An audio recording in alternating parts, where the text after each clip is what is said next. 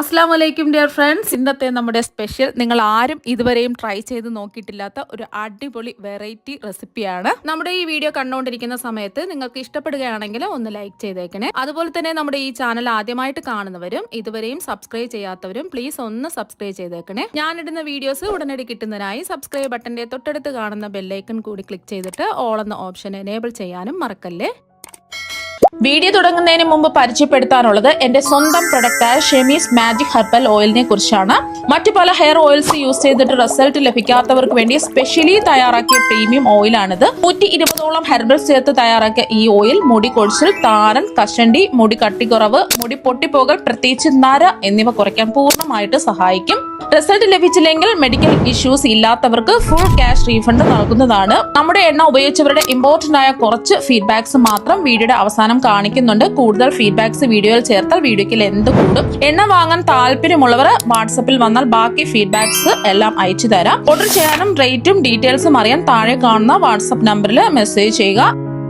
ആദ്യം തന്നെ ഇതിനായിട്ട് ഞാൻ ഇവിടെ ഒരു കടായി എടുത്തിട്ടുണ്ട്. ഇതിലേക്ക് ഒരു 1/2 ലിറ്റർ പാൽ ഒഴിച്ചു കൊടുക്കാം. അപ്പോൾ 1/2 ലിറ്റർ പാലാണ് ഒഴിച്ചു കൊടുക്കുന്നത്. നല്ല കട്ടിയുള്ള പാല് എടുക്കുക. പാല് ഒരു കടായിലേക്ക് ഒഴിച്ചു കൊടുത്തിട്ടുണ്ട്. അപ്പോൾ ഈ പാലൊന്ന് തിളപ്പിച്ചെടുക്കണം. ഇതിൽ കുറച്ച് കാര്യങ്ങൾ ചേർക്കുന്നുണ്ട്. അപ്പോൾ ആ ചേർക്കുന്ന സമയത്ത് പാല് പിരിഞ്ഞു പോകാൻ സാധ്യതയുണ്ട്. അപ്പോൾ അതുകൊണ്ട് പാലൊന്ന് തിളപ്പിച്ചിട്ട് വേണം ബാക്കിയെല്ലാം ചേർത്ത് കൊടുക്കാൻ. അപ്പോൾ ഇതിൻ്റെ കൂടെ തന്നെ പാലില് ലൈറ്റ് യെല്ലോ കളർ കിട്ടാൻ വേണ്ടിയിട്ട് കുറച്ച് സാഫ്രോൺ, കുറച്ചൊരു കളർ കിട്ടാൻ വേണ്ടിയിട്ട് മാത്രം കുറച്ച് ചേർത്ത് കൊടുക്കാം. ഇനി പാലൊന്ന് തിളപ്പിച്ചെടുക്കാം. അപ്പോൾ സാഫ്രോൺ വേണമെന്ന് നിർബന്ധമൊന്നുമില്ല. നിങ്ങൾക്ക് മഞ്ഞൾപ്പൊടി വേണമെന്നുണ്ടെങ്കിൽ ഒരു നുള്ളു മഞ്ഞൾപ്പൊടി ചേർത്ത് കൊടുക്കാം. അല്ലാന്നുണ്ടെങ്കിൽ യെല്ലോ ഫുഡ് കളർ വേണമെന്നുണ്ടെങ്കിൽ മാത്രം ചേർത്ത് കൊടുത്താൽ മതി. അപ്പോൾ യെല്ലോ ഫുഡ് കളർ ചേർക്കേണ്ട ആവശ്യമില്ല. നമുക്ക് അല്ലാതെ തന്നെ കളറൊന്നും ഇല്ലാതെ തന്നെ നല്ല ടേസ്റ്റാണ്. കാണാൻ ഒരു ഭംഗിക്ക് വേണ്ടിയിട്ട് മാത്രമാണ് ഞാനിപ്പോൾ സാഫ്രോൺ ചേർത്ത് കൊടുത്തിട്ടുള്ളത്. അപ്പോൾ ഒരു ലൈറ്റ് യെല്ലോ കളറായിട്ട് കിട്ടും. അപ്പോൾ അതാ പാല് തിളച്ചിട്ടുണ്ട്. ഇനി ഇതിലേക്ക് ചേർത്ത് കൊടുക്കുന്നത് റസ്ക് ആണ്. ടീ റസ്ക് ഉണ്ടല്ലോ, അതാണ് ചേർത്ത് കൊടുക്കുന്നത്. ഒരു 7 എണ്ണം ചേർത്ത് കൊടുക്കാം.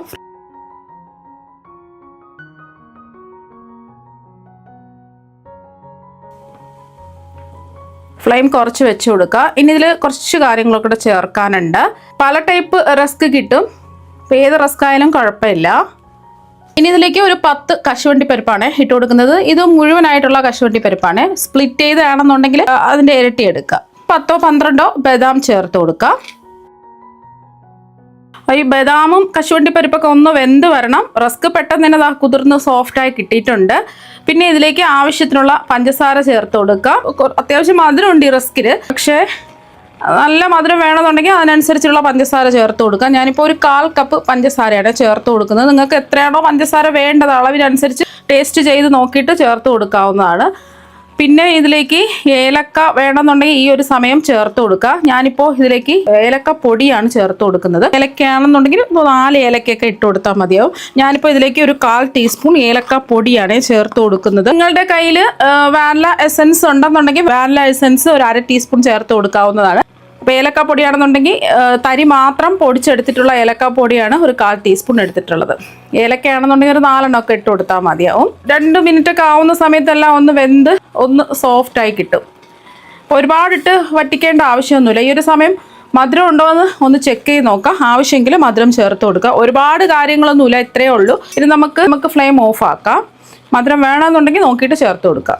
അപ്പോൾ ഇത് നല്ല ചൂടാണ്. ഇത് ചൂട് മാറാൻ വേണ്ടിയിട്ട് നമുക്ക് വെയിറ്റ് ചെയ്യാം. ഇപ്പോൾ ഇതിൻ്റെ ചൂടൊക്കെ നന്നായിട്ട് മാറിയിട്ടുണ്ട്. മധുരമൊക്കെ ഉണ്ടോന്ന് ചെക്ക് ചെയ്ത് നോക്കാം. ആവശ്യമെങ്കിൽ മധുരം ചേർത്ത് കൊടുക്കുക. വേണമെന്നുണ്ടെങ്കിൽ മധുരം ഒന്ന് ബാലൻസ് ചെയ്യാൻ വേണ്ടിയിട്ട് ഒരു നുള്ളുപ്പും കൂടെ ചേർത്ത് കൊടുക്കാം. ഞാൻ ഉപ്പ് ചേർക്കുന്നില്ല. പിന്നെ ഇതാ കണ്ടില്ലേ, ഒരു ചെറിയൊരു യെല്ലോ കളർ ഇതാ കിട്ടിയിട്ടുണ്ട്. നമ്മൾ കുങ്കുമപ്പൂ സാഫ്രോൺ ഇതിൽ ചേർത്തത് കൊണ്ടാണ്. ഈ മിക്സിയുടെ ജാറിലേക്ക് മാറ്റാം. മിക്സിയുടെ ജാറിലേക്ക് മാറ്റിയിട്ടുണ്ട്. ഇതിലൊട്ടും തന്നെ നമ്മൾ വെള്ളമോ പാലോ ഒന്നും തന്നെ ഒഴിക്കുന്നില്ല. നല്ലതുപോലെ ഒന്ന് അടിച്ചെടുക്കാം. അടിച്ചെടുത്തതെല്ലാം കൂടിയിട്ട് ഒരു ബൗളിലേക്ക് ഒഴിച്ചു കൊടുക്കാം. ഏത് പാത്രത്തിലാണോ നമ്മളിത് സെറ്റ് ചെയ്യാൻ പോകുന്നത് ആ പാത്രത്തിലേക്ക് അങ്ങ് ഒഴിച്ചു കൊടുക്കുക. ഇനി ഇതിൻ്റെ മുകളിലായിട്ട് ഞാൻ കുറച്ച് ബദാമും പിസ്തയും ഇട്ട് കൊടുക്കുകയാണ്. കാണാൻ ഒരു ഭംഗിക്ക് വേണ്ടി മാത്രം.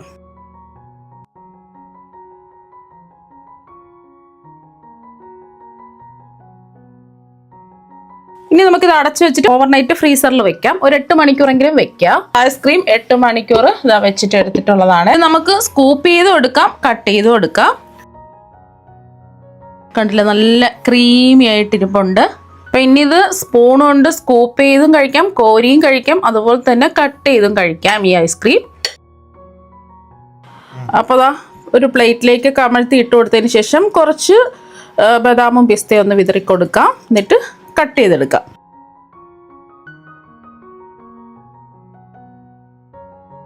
നിങ്ങൾ എന്തായാലും ഇതുപോലെ റസ്ക് വെച്ചിട്ട് ഐസ്ക്രീം തയ്യാറാക്കി നോക്കാം. അടിപൊളി ടേസ്റ്റാണ് ഈ ഐസ്ക്രീമിന്. അപ്പൊ റസ്ക് വെച്ചിട്ടുള്ള ഈ ഐസ്ക്രീം ഒരു പ്രാവശ്യം ഒന്ന് ട്രൈ ചെയ്ത് നോക്കുക. തീർച്ചയായും നിങ്ങൾക്ക് എല്ലാവർക്കും ഒരുപാട് ഇഷ്ടമാകും. അപ്പൊ നമുക്ക് മറ്റൊരു വെറൈറ്റി വീഡിയോ ആയിട്ട് വീണ്ടും കാണാം. താങ്ക്